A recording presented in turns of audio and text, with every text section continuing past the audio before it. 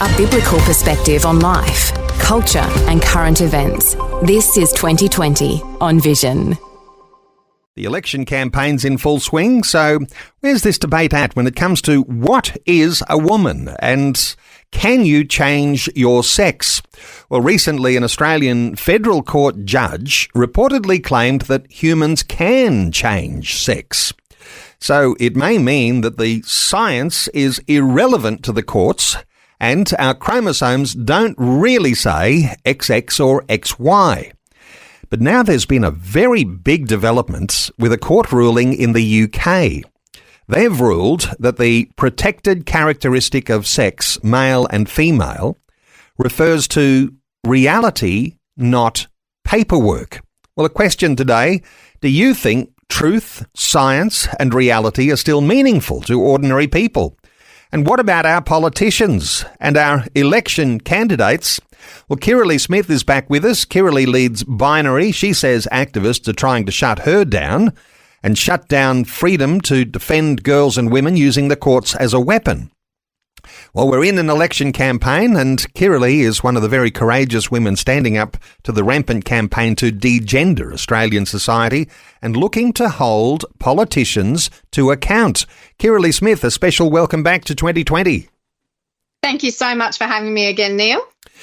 Kirralie, let me start with what is the biggest development, I think, that's happening in the Western world, where the UK Supreme Court holds that the term man, woman and sex in the Equality Act refers to biological sex. You've been following this very closely. How significant is it that the UK Supreme Court has made a ruling like this? Look, this is utterly brilliant. It is great news. 2025 just keeps getting better and better after, Trump made his executive orders that we all know were reality, that sex is binary, there's only male and female. He got men out of women's sports and terrible sexualized content out of schools in the US. And now the UK Supreme Court have ruled what we've always known to be true, and that is women and girls are females and we are a biological reality. Our anatomy, our physiology, everything points to us being female, whether it's our chromosomes, our reproductive systems, our hormones, all of those sort of things. And so not only did the UK find that that's the case, but they found that that's always been the case in law in the UK, and that the law has been misinterpreted for the last decade as particularly males who want to appropriate female stereotypes have been, extraordinary in their lobbying and in their actions against women. And now it seems that the courts have misinterpreted the fact that women are females. And I think there's going to be a lot of lawsuits coming, Neil, as it all comes out in the wash. Well, the judgment was celebrated by women's rights groups who apparently cheered outside the courts, opened champagne bottles, broke into song after the ruling was handed down. Is that an appropriate way to actually respond to a ruling like that? I guess there's no champagne bottles being tapped right now here in Australia, are there? No, not at all. But yes, it is an absolutely appropriate response. As I said, women in the UK have faced, legal battles. They've been fired from their jobs. People like J.K. Rowling, they've tried to cancel her. Nurses have been forced to undress and accept males in their change rooms. There's really violent male rapists and sexual offenders in female prisons. There's males in rape crisis shelters. There's males in sport. It's really impacted that area in such a huge way, as it has across all Western nations. And so it's completely appropriate that the women who have fought so hard, so long, have been dragged through courts. It's cost them enormous amounts of money, their reputation, their dignity. They should celebrate this win because that's exactly what it is. Let me come back to some basics, as we often do when we're doing an update here. But some are saying, well, why are Christians so interested in this male-female difference, the binary aspects here? When you're asked about this, when you're speaking at gatherings, what do you say to people about why Christians ought to be so supremely interested in this issue? Yeah, well, I mean, obviously, first of all, God said that male and female, he created them, and they were very good. There's no third option. There's no third gamete. There's no possibility of changing from one to the other. We're both distinct, valuable in our roles, but it is really important that there is only male and female. And secondly, and more importantly, I think, is that Jesus said about himself that he is the way, the truth, and the life, and no one can come to the Father except through him. And so the truth isn't a concept or an idea or an opinion that we can hold to. Truth is a person. His name is Jesus. And the truth is that there's only male and female and no one can change their sex. And thirdly, I would say, not just to Christians, but to all people, it is incredibly unkind and cruel to lie and deceive, especially young people, into thinking they were born in the wrong body. I mean, how outrageous is that? The only kind and loving and compassionate thing to do is to come alongside young people who are struggling with their identity and reassure them that they are perfectly and wonderfully made, that they have a purpose, that their body is not a mistake, and we've got to teach them how to embrace it, how to endure, how to overcome, because puberty is a human right that every single person on earth has to go through to move from childhood to adulthood. Now, Kirralie, you mentioned the Trump move to, do away with the woke, this idea of, issues to do with the agenda that's ideologically driven. And then we've mentioned the UK and the Supreme Court ruling there. Now, let me ask you, where are we at in Australia? Where are both of the major parties sitting on this issue that we will be casting a vote, and either the ALP or the coalition will actually form government in a couple of weeks from now? So where are we at here in Australia? Well, it's completely disheartening and discouraging that both major parties and both wannabe prime ministers refuse to acknowledge that this is even an issue. We've known for a long time that the Labor and Greens and everyone left of that would rather protect and promote males who appropriate female stereotypes. They would rather medicalise and intervene with children who are gender confused than actually stick to the facts, the data, the science and the evidence that we have that no one can change sex. And unfortunately, the coalition had a fantastic opportunity several times now. Peter Dutton has been asked about Trump's executive orders and now about the UK decision. And he has said that it's not a front of mind issue, that it's not something he will intervene with. He seems to understand that sex-based protections were removed from the Sex Discrimination Act in 2013 by the Julia Gillard government. And he has absolutely no appetite whatsoever to change that act and to reinstate sex-based protections in the Sex Discrimination Act. This could be an absolute victory landslide for Peter Dutton and the coalition if they would just simply come out and say, we're all for sex-based rights, and we want to then move on to things like the cost of living crisis that we're also concerned about, but they refuse to do it. Now, to my knowledge, none of the debates so far between our, Prime Minister and opposition leader have contemplated any of these important social issues. I wonder if you've been noticing that too, because when we talk about this, we're talking about the rights of women. That's half of the population, and those being sort of, underfoot because of all of sides of these political parties.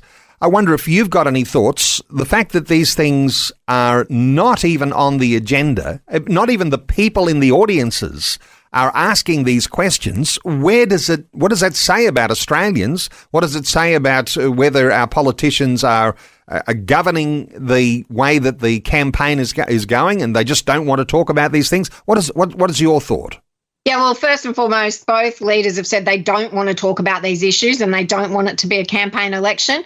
Unfortunately, much of the legacy media are captured and also don't want to make it part of the agenda because they know that the majority of Australians are reasonable, logical people who know that women and girls and families deserve their rights. And so I think also that the general public is very afraid because people like myself are being dragged through courts for stating the obvious, for calling out men in female sports.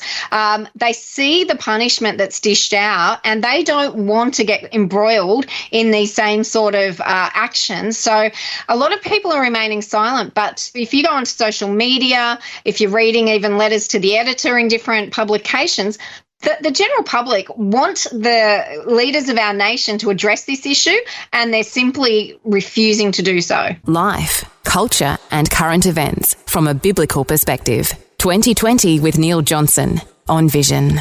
And our talkback line open on 1800 316 316. You can join in our conversation. Kirralie Smith is our special guest. She leads Binary. We're talking about where the debate is at over men and women. We're asking why our leaders refuse to talk about this when every girl and every woman is affected by it. So 1800 316 316 to join in our conversation. Kirralie, last time we were talking, you were on the verge of launching a new book that was all about the issues and how people could really, get a handle on those. Tell us about your new book. Look, it's called Devastated, How Gender Ideology is Tearing Australian Families Apart. And we feature 9 Australian families and their stories of how gender ideology has basically deceived and stolen children away from families and caused irreversible harm. And so it shows that it's not just women and children who are impacted by this terrible lack of definition in law, but these young people have been deceived by these legislative failures, as well as what happens then is it empowers the education and health systems to lie and deceive these children. And I've been touring recently with 2 of the parents from the book, Tess Hackett and Judith Hunter, who tell their stories of how school staff basically deceived their children into thinking, their daughters into thinking that they could be male. There were other children in the school who felt the same way. And then Judith and Tess and all the other parents did exactly what you or I would do, Neil. They took them to mental health professionals, to hospitals, and there they were lied to. They were told that they should have a live son instead of a dead daughter. They weren't told about all the impacts and effects of these really harmful gender affirmation pathways that our politicians have legislated. That's all that health professionals can do. And these young women have been irreversibly harmed and now suffer the most dreadful consequences in having, one of them's had a double mastectomy, they have male pattern baldness, they have atrophied wombs, incontinence, bone and brain development issues. It is just horrifying. And this is what's happening to Australian families right now because our politicians fail their duty of care in looking after and protecting children, women and girls in this country. So 1800 316 316 to join in our conversation. Let's take a call. Roshini is in New South Wales. Hello, Roshini. Welcome along. Hello. Thank you for taking my call. I just had a question. I work in a Christian school, and my question is about teaching, these values where young children are boys and girls, and we teach those Christian values, but out in the wider world, like in the public system and so on, it is not as well defined. So what's the protection we have in our current political system, even as we go into election, for these Christian schools? There's certainly wide-reaching ramifications from either ignoring or taking this up and getting it right or wrong. Kirralie, your thoughts here for Roshini around schools? Yeah. Fantastic question, Roshini. And it sounds like you might be in a really good Christian school, and I'm really loath to say that I'm contacted by staff and parents from Christian schools around the country at the moment whose principals and boards are forcing them to use the, wrong pronouns basically for students who want to identify as something that they're not. There's sexualised books and content in their schools. So, Roshini, it's up to people like you and other faith-filled Bible-believing Christians to stand firm and to not back down, to lovingly and powerfully call out these people in leadership who are trying to, deceive basically staff into saying, oh, we just need to love these children, we need to accept them. That is not, in my opinion, what the Bible says. As I said, Jesus is the truth, so we must stick to the truth. God didn't make mistakes. He didn't put kids in the wrong bodies. And so we should be really vocal, really proud, and really strong in the position that children are fearfully and wonderfully made, that they must be protected from sexualization. And when we're talking about sexual identities and sexual orientations, that both have the word sexual in them. So we need to stand firm and protect our children, because if we don't, who will? It's so important that we don't shrink back, that we know that Jesus said we will be persecuted, that we will face opposition when it comes to these social issues in the world. And so we must stand firm, stand together, make sure we get lots of people around us who feel the same way, and ensure that Christian schools have strong policies that all people will be accepted and loved, but it's not loving or kind to lie or to deceive or to go along with a lie or a deception. Roshini, anything further to add? Yes, that's a really good thought. Thank you so much, Kirralie, for sharing. I just think we need to have our voice heard. Having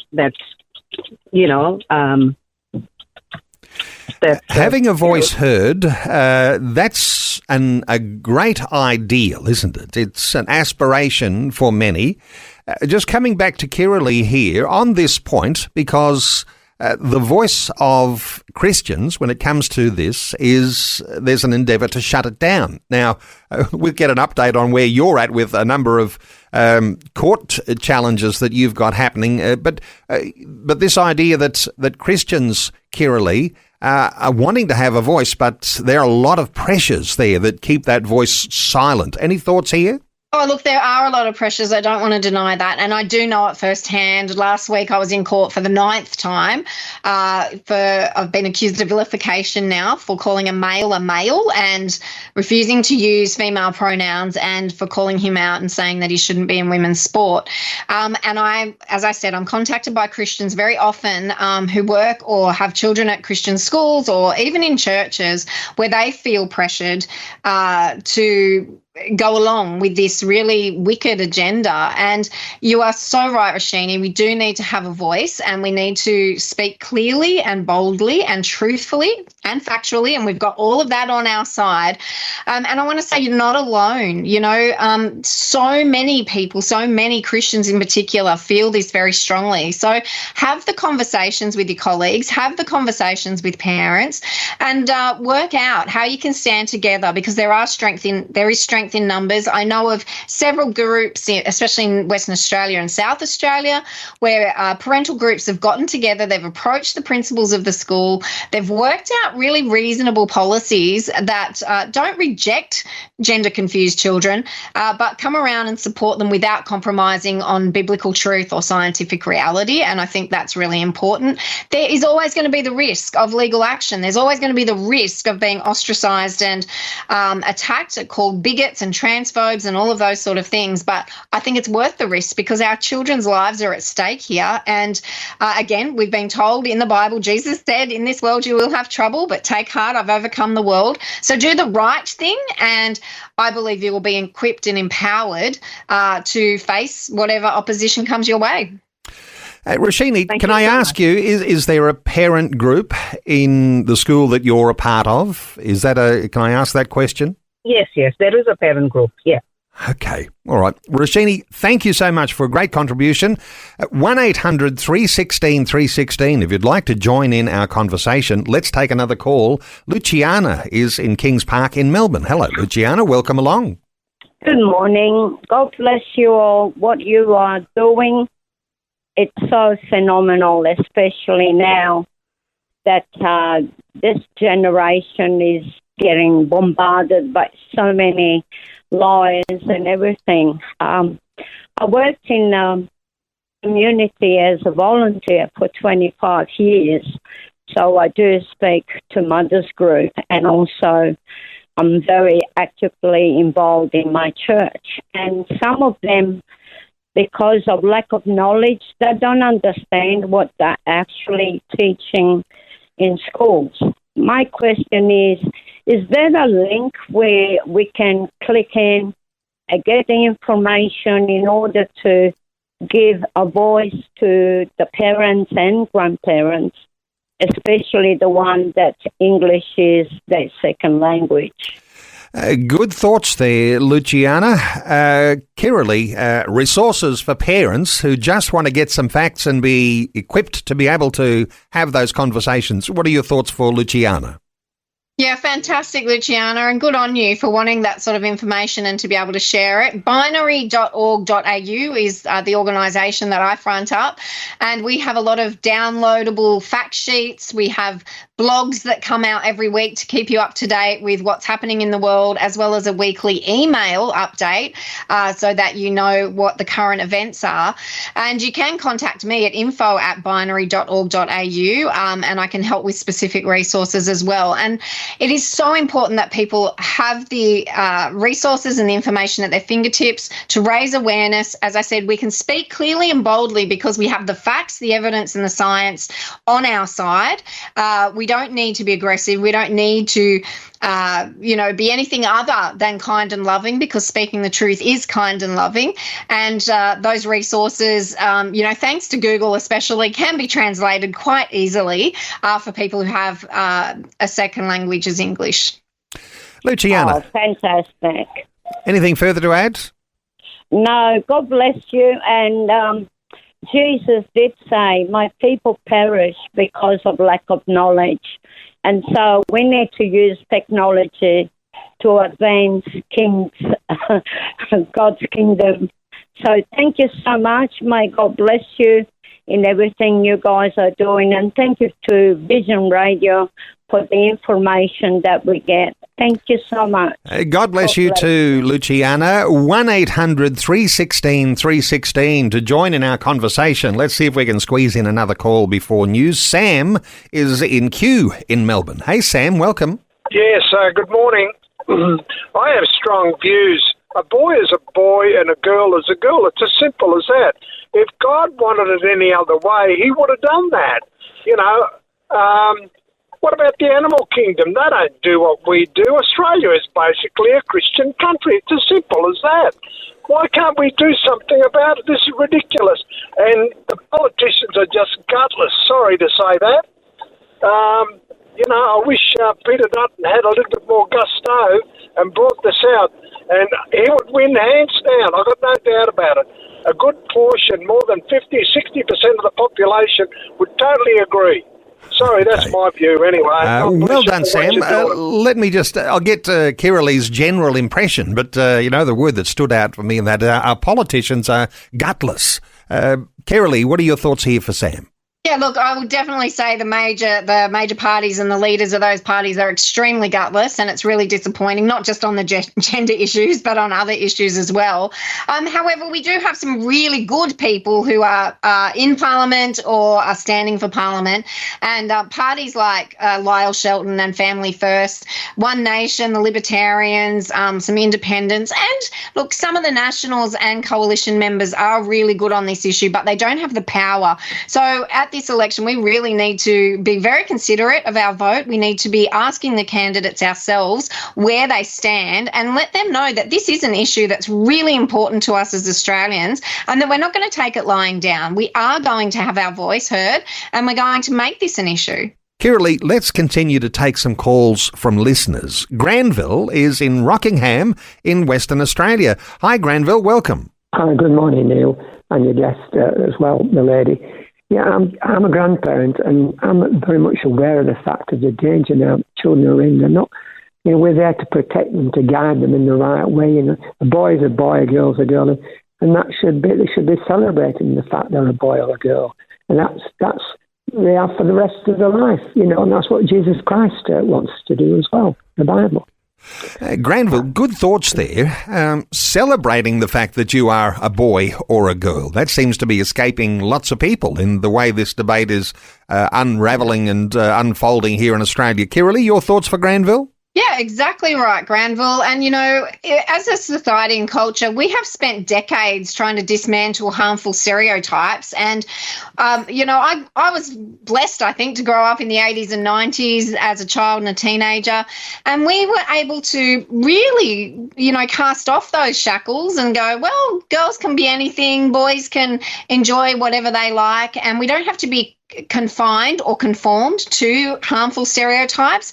And yet here we are in 2025 and we're saying if a boy likes pink or a girl wants to be a mechanic, they must be the opposite sex, which is absolutely ludicrous. And you're right, no child is born in the wrong body, and we should be getting alongside these children and really encouraging them and equipping them and helping them to become resilient, because resilience is needed when we say no.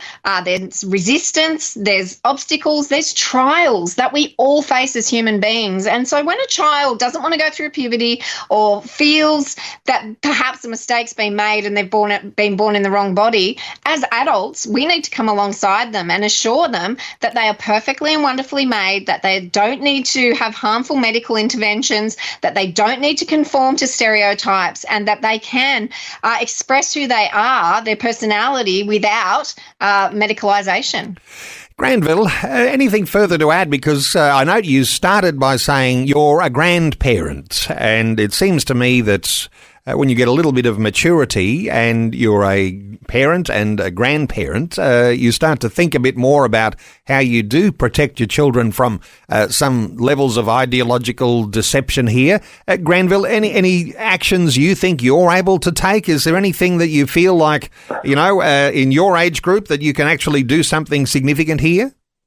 Yeah, I think all the time we should be encouraging children like the grandchildren, talking to other parents, trying to sort of get them back to the right base, which is a boy and a girl and male and female. And really, you see, when I was a youngster, I'm 78 now, bottom in England, we'd model the right model, boy, girl, and there's nothing ever question about that. And also we have the Christian input, which children often don't know today, is Jesus Christ, because they've never been to Sunday school, they've never heard it, maybe in the family as well.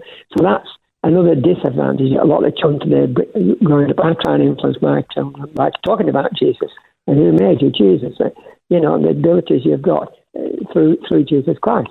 Yeah. We pass on this flame, don't we, from one generation to the next. And part of passing on that flame is that the way, the truth and the life, Jesus, doesn't change, and we identify those things that don't change. Kirralie, anything further to add for Granville? No, I hope more grandparents will have that wisdom and sense of responsibility to love on their grandchildren and to speak the truth. Granville in Rockingham in WA, thank you so much for your call. Our talkback line is open on 1800 316 316. You can join in our conversation. Kirralie, come back to deception for a few moments, because none of us likes to think that the wool is being pulled over our eyes, and particularly when our politicians appear to be looking to deceive. Is deception a big issue, do you think, in this particular political campaign? I think it's the core issue, Neil, that, when it comes to gender ideology, people are being deceived into thinking that our feelings trump fact or reality, and that we can change our reality with some drugs or surgery. And it's simply not true. It's really harmful.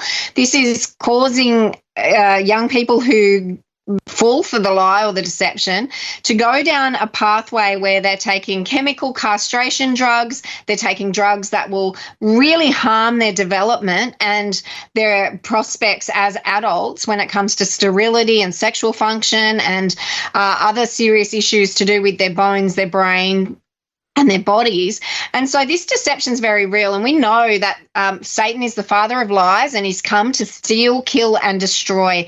And unfortunately, he's been so effective in his schemes to capture so many young people with this ideology that turns children against their parents, and it ignores reality and scientific evidence, and great harm is being done. And so this is a really desperate hour that we're in to try and save the lives and the futures of so many children who are being deceived by this really harmful ideology. A little earlier you mentioned that sometimes the word love gets in the way of actually doing something according to truth.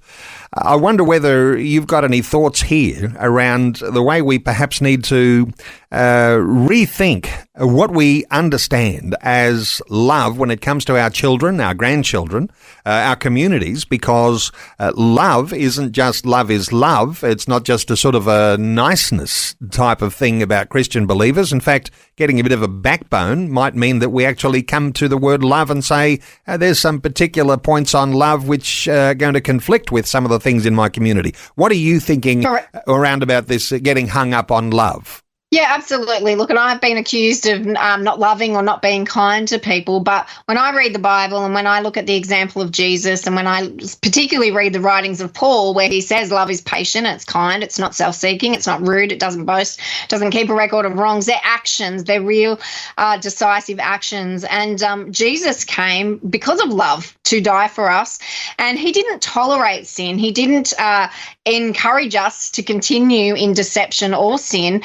His love for us was stop doing those things and follow him. And so I would say to people that it's not loving or kind to lie or deceive anyone into thinking that they were born in the wrong body and that the only solution is to be medicalized.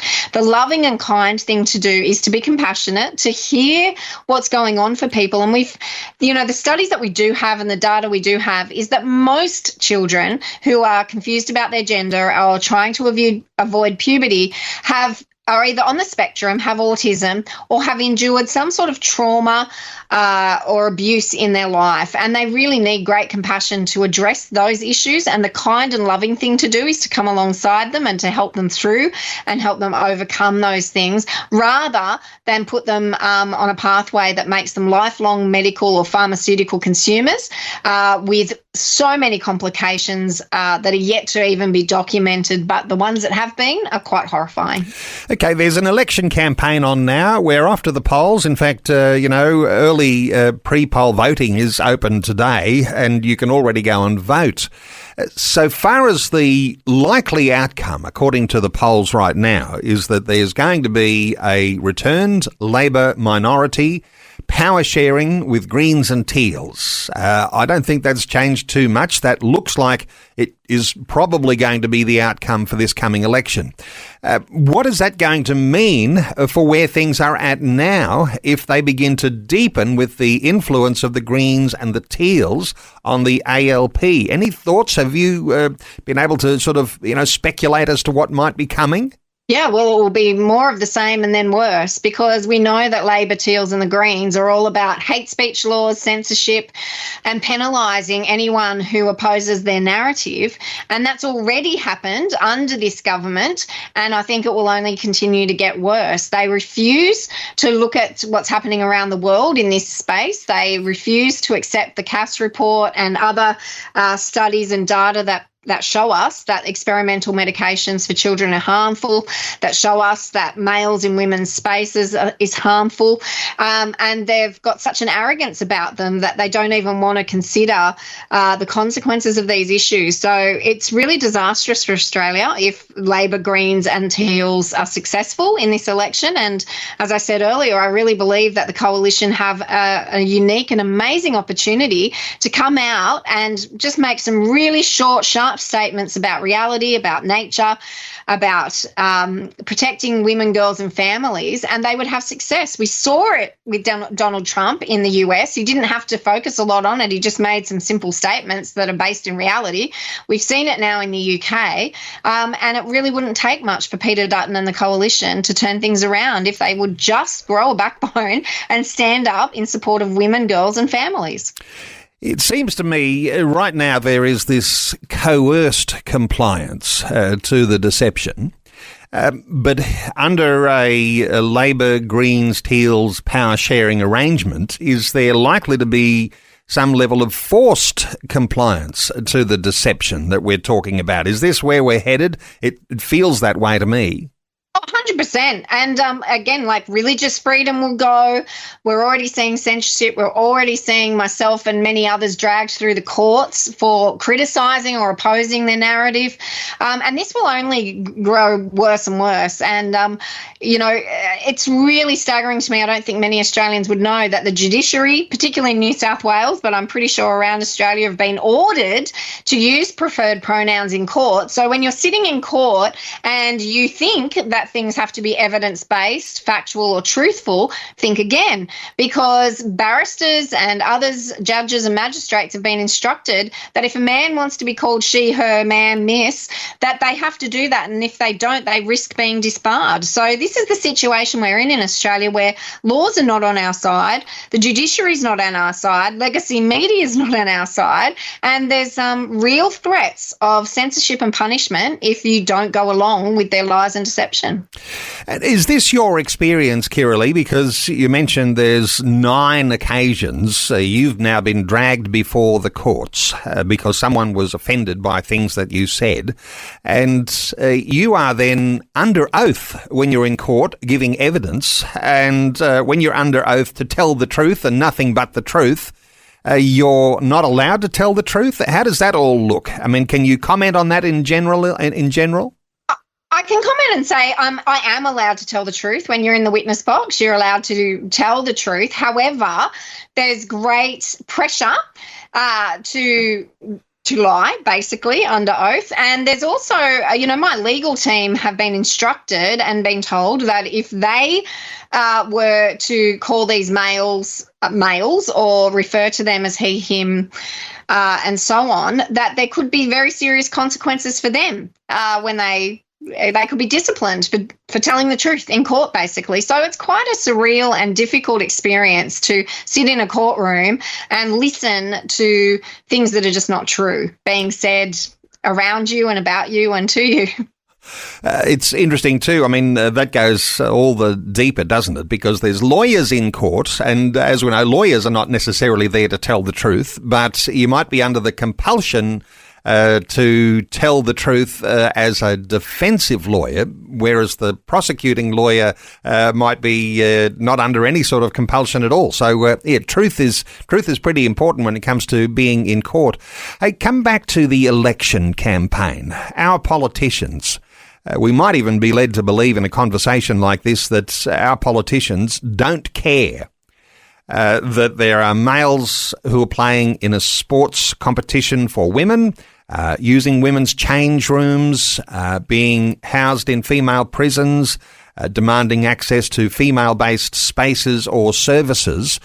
Is it that our politicians don't care or don't care enough? Are they under this sort of deceptive coercion as well from their minders? Is there a puppeteer system happening that's keeping our politicians quiet?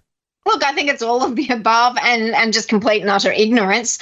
We know particularly the Canberra politicians live in a bubble and they're very protected from the public. And, so often people tell me they can't even get appointments to see their local members, which is outrageous because those local members work for you and for us, not for themselves.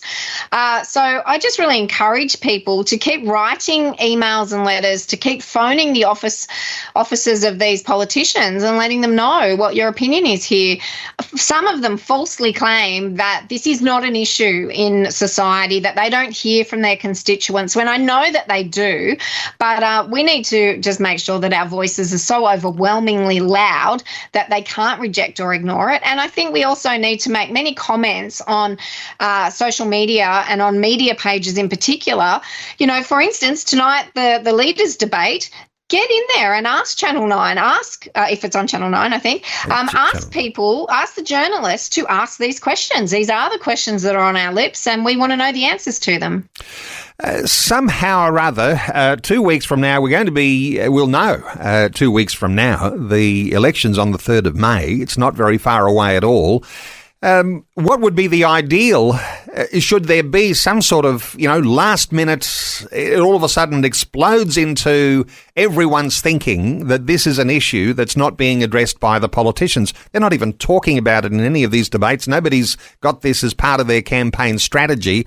Somehow or other, how do you get this into the mainstream of an election campaign, because it's so important? Any thoughts from you around how that happens? Yes, I think that, again, if we can have some courageous journalists who will ask these questions and get the conversation happening, but also just sheer people power. I think that everyone needs to pick up the phone, ring the offices of Peter Dutton and other, your local members and candidates, go along to candidate forums and make sure it's an issue and make sure they know why. Ask them, let them know that there's no sex-based protections in the Sex Discrimination Act, which leaves women and children vulnerable in service-based things such as rape crisis shelters, sports, schools, change rooms, and ask them, if they're not on our side, why are they so intent on protecting these men who wish they were women?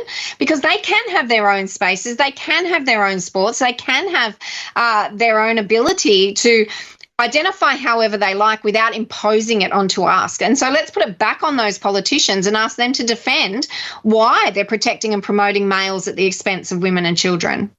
So spread the word on social media and ask your local candidates where they stand. No doubt there'll be some Meet the Candidate forums that are happening around the countryside. That'll be a very useful thing. We're taking calls. Let's squeeze one more in before we've got to wrap things up. Alan is in Townsville in Queensland. Hey, Alan, welcome. Hey, g'day. I've been listening to what you've been talking about this morning, and I'm aware of the binary lady because I thought her name a couple of times. She's one of the bravest ladies in this land, in my opinion. I'd say hear to that, yes. Yeah, she's a gutsy girl. She's got more guts than some men would have. But I want to put this, because I'm a father, okay? My daughters are grown now. But as I understand it, the law in this land is like this. If if we go back a few years and my daughters were younger, or for fathers whose daughters are young, and they come home and say, Dad, there was a boy in our change rooms today, and I was undressed, and I said, go out, and we could not get him out. I was told he was allowed to be in there. How would a good, solid father feel about that? You make a very good point here, Alan. And as a man, as a father, and your daughter comes home with that story, what do you do? How do you feel? Kirralie, what are your thoughts here for Alan? Yeah, great question, Alan. And my husband feels exactly the same way you do. And thank you so much for your kind words as well. And look, I would say to all husbands, fathers, grandfathers, brothers out there, my son's been penalised because he stood up for his sisters when it came to sport. And it's a really hard space to be in, but it's so necessary. And men in particular have been put on this planet to be the protectors and defenders of women and family and children. And so don't take matters into your own hands would be my first thing. And we never, ever have to be violent or aggressive. But what we do need to do is, whether it's at the school or the sporting association, is stand up, make our voices known, protect our girls, and there's strength in numbers. So get other fathers, other grandfathers, brothers and men alongside you, and make sure that you don't just walk away and you don't just have your daughter self-exclude, but make sure that you stand up and that you don't back down until there is a good resolution that male can change somewhere else. That male can play on a different sporting team. That male does not have to be in the female space, and make sure that you confront the authorities and get that change. Alan in Townsville, thanks so much for your call, and time has run out. Just a quick mention once again. You mentioned the book Devastated. Is that a way that listeners today can get just on the right page to understand the basic issues so that you can argue these things and you're coming from a place where it's evidence-based and you can be confident that you're standing on a good position? Just describe what's in that Devastated book again for us, Kirralie, because I know there's lots of family stories and things in there, but if you get a hold of Devastated, And I don't know, is there a cost attached to that? Can you get that from your website? Just explain for listeners how they can get equipped here. Right. Yeah, the book is called Devastated, How Gender Ideology is Tearing Australian Families Apart. It's available at binary.org.au. It's $35. It is the story of 9 Australian families, and it's quite hard to read. Very harrowing experience to put it together, but there's a lot of information. There's what's happening around the world, the current state of what's happening in Australia, as well as Professor Diana Kenny has added a couple of chapters from a practitioner's point of view. So it's a really great place to start. It's a great tool. Many doctors and school staff and health workers have bought multiple copies of the book to share around in their professions, and for parents to feel encouraged and feel equipped of how to address this issue if it's in your own family or in your community. So a really great way to also support the work we're doing at Binary, and I still have a lot of legal expenses to raise, a lot of legal fees with ongoing matters. So any support is greatly appreciated. A way you can support Kirralie Smith as well as the organisation Binary and become equipped to understand how the nuances of this debate really mean that you can actually stand on a particular foundation of truth when it comes to the issue. Kirralie Smith leads Binary. She mentioned the Binary website, binary.org.au, and you can also subscribe there, become an email subscriber, more than 100,000 email subscribers. There's also a documentary called Fair Game about men and women's sport. You can find out those things, and there'll be all sorts of good resources available when you go onto the website, binary.org.au. Kirralie Smith, thank you so much for taking some time to share your update with us today here on 2020. I always appreciate it, Neil. Thank you so much. Thanks for taking time to listen to this audio on demand from Vision Christian Media. To find out more about us, go to vision.org.au.